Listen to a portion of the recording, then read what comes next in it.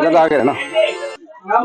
नमस्कार दोस्तों, मैं इस समय मौजूद हूँ गोयल मेडिकल स्टोर में, जहाँ पे पहले मैंने आपको दिखाया था कि भव्य राम दरबार जो है बसंत गोयल जी ने, एक शख्स जिसको सपने आते हैं ना, कहते हैं सपने आते हैं, वही सपना एक बार फिर आया था। हंसते हुए बात कर रहा हूँ क्योंकि वो बताने जा रहा हूँ कि जो अभी जो रिजल्ट पता लगा उससे 10 दिन पहले, यानी कि 12 फरवरी को ही बसंत गोयल जी ने घोषित कर दिया था कि भाई 3 नाम जरूर चल रहे हैं।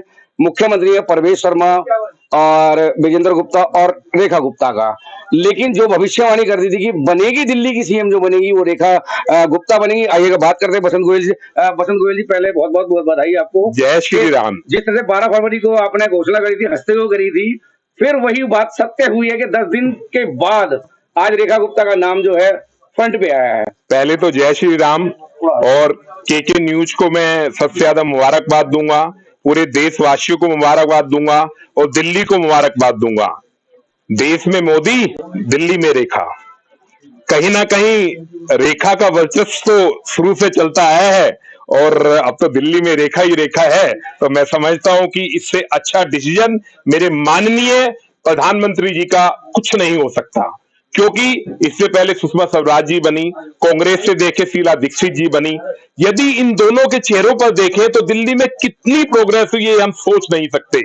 और आज फिर रेखा गुप्ता जी, जो हमने 10 दिन पहले अनाउंस किया था, इस दरबार में रामचरितमानस के साथ अनाउंस किया था, वो चीज आज भगवान ने पूरी की। मैं भगवान को तहे दिल से सिर्फ आशीर्वाद मांग सकता हूँ, आशीर्वाद मांग रहा हूँ। एक बात मानने वाली बात है कि सीता जी के लिए लक्ष्मण जी ने रेखा खींची थी, वहीं आज दिल्ली में जो है रेखा गुप्ता आ गई। बिल्कुल, रेखा गुप्ता आ गई। और मैं तो पूरे दिल्ली वासियों को एक ही बात कहना चाहता हूँ कि आज से ही दिल्ली की प्रोग्रेस उस रफ्तार से चलेगी जिसकी हम कल्पना नहीं कर सकते। जो पिछले 11 सालों से रुकी हुई थी वो इस स्पीड से चलेगी जिस तरह हमारे हाईवे चल रहे हैं, जिस तरह नितिन गडकरी जी काम कर रहे हैं हाईवे के ऊपर, ऐसा काम हमारा दिल्ली में होने वाला है।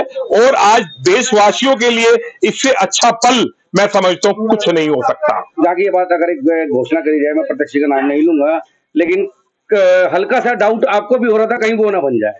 नहीं, मुझे कोई शक नहीं था इस बात में, क्योंकि देखो एक बात बड़ी क्लियर है कि योग्यता होना बहुत इंपॉर्टेंट है।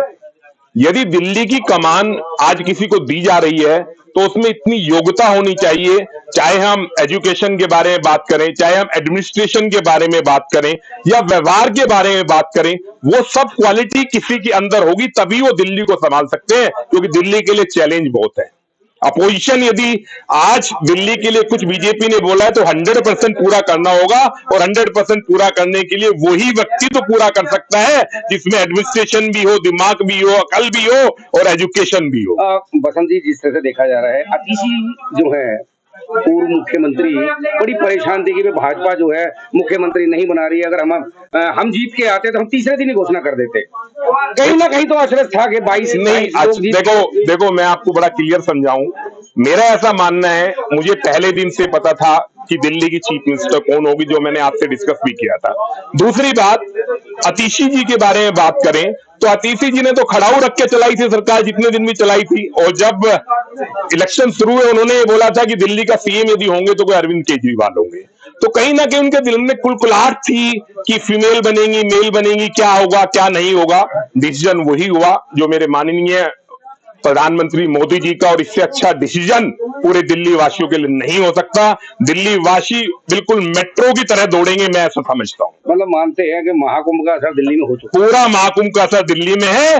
प्रयागराज में महाकुंभ और दिल्ली में रेखा। देखिए किस तरह से बसंत गोयल जी ने बताया कि जो 10-12 दिन पहले इन्होंने भविष्यवाणी करी थी। मेरे से भी चर्चा हुई थी, काफी देर तक चली कि भाई कौन होगा दिल्ली का सीएम, लेकिन उन्होंने गुपचुप बात रखी। लेकिन 2 दिन पहले भी मेरे कान में बता दिया था कि अगली जो सीएम होगी वो महिला होगी, रेखा गुप्ता होगी।